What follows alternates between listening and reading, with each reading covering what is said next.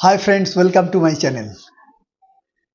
পশ্চিমবঙ্গে election form দিয়ে দেবেন এবং 16ই ডিসেম্বর খসড়া ভোটার তালিকা প্রকাশিত হবে। সেই খসড়া ভোটার তালিকাতে আপনাদের নাম বা আপনার পরিবারের নাম আছে কিনা, কারোর নাম বাদ গেল কিনা সেটা অবশ্যই দেখে নেবেন। কারণ যদি এনুমারেশন ফর্মের তথ্য আপলোড করতে গিয়ে বিএলওর কোনো ভুল হয়ে থাকে বা যদি কোনো রকম ত্রুটি হয়ে থাকে, যদি আপনার নাম না থাকে, তাহলে পরবর্তী পদক্ষেপ গ্রহণ করতে হবে। কাজেই 16ই ডিসেম্বর যে খসড়া ভোটার তালিকা প্রস্তুত করা হবে এবং প্রকাশিত করা হবে সেটা অবশ্যই আপনারা নিজ নিজ দায়িত্বে দেখে নেবেন। কারণ ভোটাধিকার হচ্ছে সর্বোচ্চ অধিকার। একজন ভারতীয় নাগরিক হিসাবে আপনার ভোটের অধিকার হলো সর্বোচ্চ অধিকার। এই অধিকার যেন বঞ্চিত না হয় সেদিকে অবশ্যই অবশ্যই অবশ্যই খেয়াল রাখবেন। খসড়া ভোটারে চেক করে নেবেন যে আপনার নাম বা আপনার পরিবারের নাম আছে কিনা। নমস্কার।